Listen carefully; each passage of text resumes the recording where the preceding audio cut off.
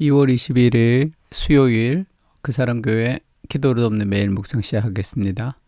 오늘은 시편 22편 12절부터 31절까지 이 시편 22편은 메시아 시편으로 예수님이 십자가에서 엘리 엘리 라마 사박다니라고 고백했던 그 시편이라고 얘기했습니다.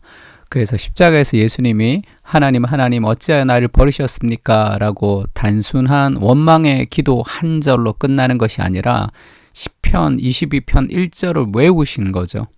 그래서 시편 22편 전체가 예수 그리스도의 고백이라고 할 수 있습니다. 그래서 지금 시편 22편을 쭉 읽어보면 그리스도 십자가의 고통도 나오지만 마지막에는 부활의 영광스러움으로 끝이 나는 거죠. 그리스도의 죽음을 통해서 부활의 영광까지 그리스도께서 내다보시면 십자가를 바라보셨다고 생각하는 것이 훨씬 더 건전한 해석일 것 같아요. 그래서 우리가 이 시편 22편을 보면 그리스도께서 이런 고통을 당하셨다는 것을 통해서 이 십자가의 고통보다 더 큰 사랑으로 우리를 사랑했다는 것을 우리가 기억할 수 있습니다. 그래서 지금 22장 12절에 보면 많은 황소가 나를 애워싸며 바산에 힘센 소들이 나를 둘러쌌으며 많은 황소에게 둘러싸여져 있는 것 같은 그런 기분, 그런 느낌을 예수님이 느끼신 거죠. 내게 그 입을 벌림이 찢으며 부르짖는 사자 같으니이다. 그러니까 그런 공포와 두려움 속에 그리스도께서 홀로 계셨습니다. 나는 물같이 쏟아졌으며, 그 물같이 쏟아졌다는 게 뭐죠? 이 돌이킬 수 없을 정도로 완전히 이렇게 그 자신의 그 마음이 완전히 무너진 상태를 얘기하는 거죠. 내 모든 뼈는 어그러졌으며 내 마음은 밀랍 같아서 내 속에서 녹았으며, 그 마음이 다 녹아버리는 것 같은 그런 수많은 황소들이 둘러싸서 자기를 찢으려고 할 때 홀로 그것을 경험하는 그럴 때 있죠. 그 가장 깊은 절망의 고통을 그리스도께서 느끼신 거죠. 내 힘이 말라 질그릇 조각 같고 내 혀가 입 천장에 붙었나이다. 주께서 또 나를 죽음의 진토 속에 두셨나이다. 이런 고통 속에 있었습니다. 개들이 나를 애워쌌으며 악한 무리가 나를 둘러 내 수족을 찔렀나이다. 내가 내 모든 뼈를 셀 수 있나이다. 그들이 나를 주목하여 보고 내 겉옷을 나누며 속옷을 제비 뽑나이다. 이것이 십자가에서 이루어진 사건이죠. 그들의 병사들이 예수님의 겉옷을 나누고 속옷을 제비 뽑았습니다. 그 예수님이 벌거벗은 심정으로 십자가에 달리신 거죠. 여호와여 멀리하지 마옵소서. 나의 하나님이여 속히 나를 도우소서. 이렇게 예수님이 무기력해지신 거죠. 내 생명을 칼에서 건지시며 내 유일한 것을 개의 세력에서 구하소서. 나를 사자의 입에서 구하소서. 주께서 내게 응답하시고 들소의 뿔에서 구원하셨나이다. 내가 주의 이름을 형제에게 선포하고 회중 가운데서 주를 찬송하리이다. 여호와를 두려워하는 너희여 그를 찬송할지어다. 야곱의 모든 자손이여 그에게 영광을 돌릴지어다. 너희 이스라엘 모든 자손이여 그를 경외할지어다. 그는 공고한 자의 곤고를 멸시하거나 싫어하지 아니하시며 그의 얼굴을 그에게서 숨기지 아니하시고 그가 울부짖을 때에 들으셨도다. 큰 회중 가운데서 나의 찬송은 주께로부터 온 것이니 주를 경외한 자 앞에서 나의 소원을 갚으리이다. 이렇게 지금 그리스도의 십자가에서 고통하면서 그리스도께서 부르짖고 있습니다. 이런 절망의 상황들을 그리스도께서 겪으시면서 십자가에서 승리하신 것을 보여주고, 왜 예수님이 이런 절망을 겪으셔야만 됐는가를 보면 예수님은 우리가 당하는 모든 고통을 우리보다 먼저 당하신 분이시기도 하고 우리보다 더 큰 고통을 당하신 분입니다. 그래서 우리가 이제 고통을 당하거나 힘들거나 어려울 때 그리스도를 기억하면 내가 당하는 모든 고난은 그리스도께서 이미 지나가신 고난이고 내가 당하는 어떤 고난보다 더 큰 고통을 그리스도께서는 이미 감당하셨어요. 그래서 아무리 큰 고통도 그리스도보다 더 큰 고통은 없습니다. 그래서 우리가 그 그리스도를 경험할 때, 그리스도를 만날 때 위로를 받을 수 있는 거죠. 삶에 있어서. 뭐라 그럴까요? 인간의 본성 중에 그런 심리가 있는데, 한 말씀만 주소서라는 박완서라는 작가가 쓴 책이 있습니다. 그때 20살이 넘었던 의대를 다녔던 자기 아들이 이제 사고로 죽음을 당해요. 그리고 이제 카톨릭 신자였는데,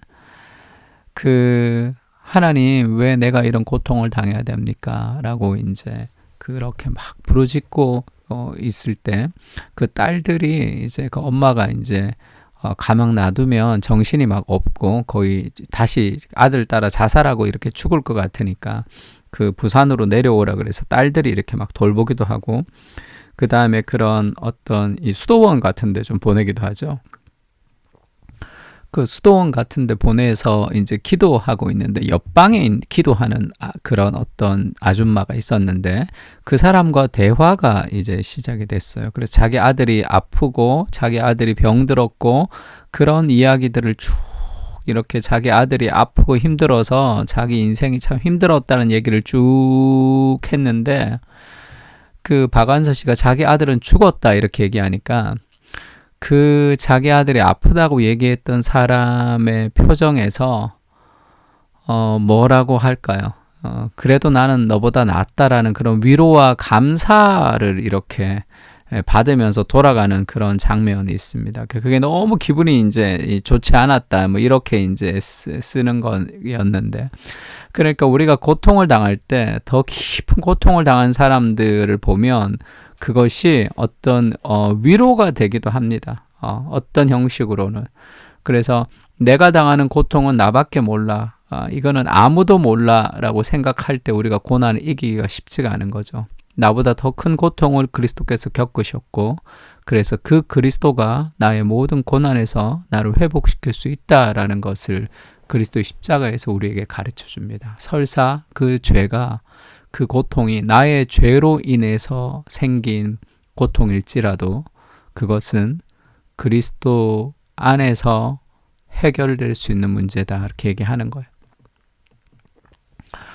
그리고 27절부터는 이 고난을 통한 부활의 승리를 보여줍니다. 예수님이 요한복음 19장 30절에는 예수께서 신포도주를 받으신 후에 이르시되 다 이루었다, 이렇게 얘기하죠. 그러니까 그리스도의 죽음을 통해서 그리스도께서 이루신 거죠. 이 시편 22편 27절을 이렇게 시작합니다. 원래 1절은 엘리엘리라바 사박단을 시작하죠. 하나님 왜 나를 버리셨습니까? 이렇게 시작하지만 하나님의 버림을 통해서 결국 부활의 영광을 얻는 거죠. 27절은 땅의 모든 끝이 여호와를 기억하고 돌아오며 세상의 모든 이 열방의 족속들이 여호와를 기억하고 돌아오게 되는 것이죠.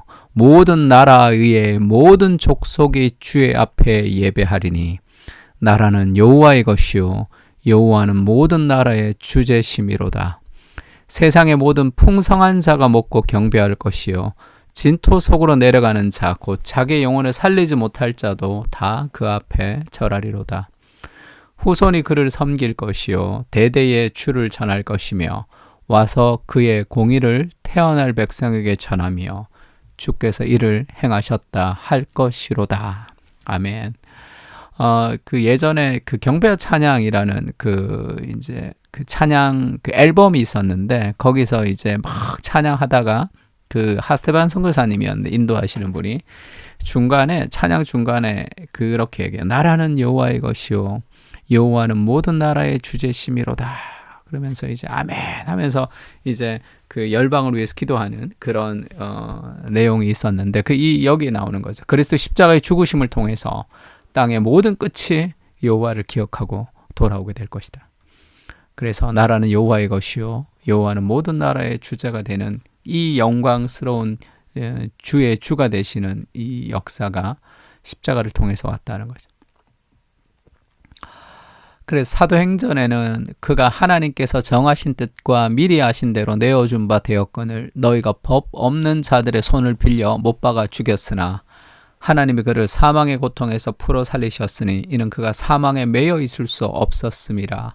그러니까 그리스도의 죽음은 실패 같지만 그리스도의 죽음은 지는 것 같지만, 그리스도의 죽음은 패배 같지만 결국 그것이 진정한 승리를 이루는 거죠. 그래서 그리스도의 죽음으로 죽음을 죽여버렸다. 그런 이 존 오웬의 논문이 있다 얘기 한번 한 적이 있죠. 그리스도의 죽음을 통해서 죽음이라는 사망의 세력을 완전히 종식시켰죠. 그리스도의 죽음과 사망의 종식이죠. 얼마나 이게 아이러니한 겁니까? 이게 하나님의 지혜라고 할 수 있어요. 인간이 도저히 생각할 수 없는 방식으로 하나님이 일하십니다. 그래서 내가 내 생각대로 살아가는 것이 아니라 하나님의 말씀에 순종하면 그것이 지는 것 같지만 진정한 승리하는 거예요. 용서하고 싶지 않지만 하나님의 말씀에 순종하면 그것이 진정한 승리를 가지고 오는 것입니다. 내 기분대로 행하면, 하나님의 말씀이 아닌 내 기분대로 행하면 속이 시원할 것 같지만 결국 그것은 내 인생의 패배를 다시 불러오게 되는 거예요. 하나님의 방식은 반드시 하나님의 열매를 거두게 됩니다. 그 그리스도의 십자가의 죽음을 통해서 죽음을 이기는 이 부활의 영광으로 사망의 세력을 이긴다는 이것이 얼마나 아이러니한 거예요.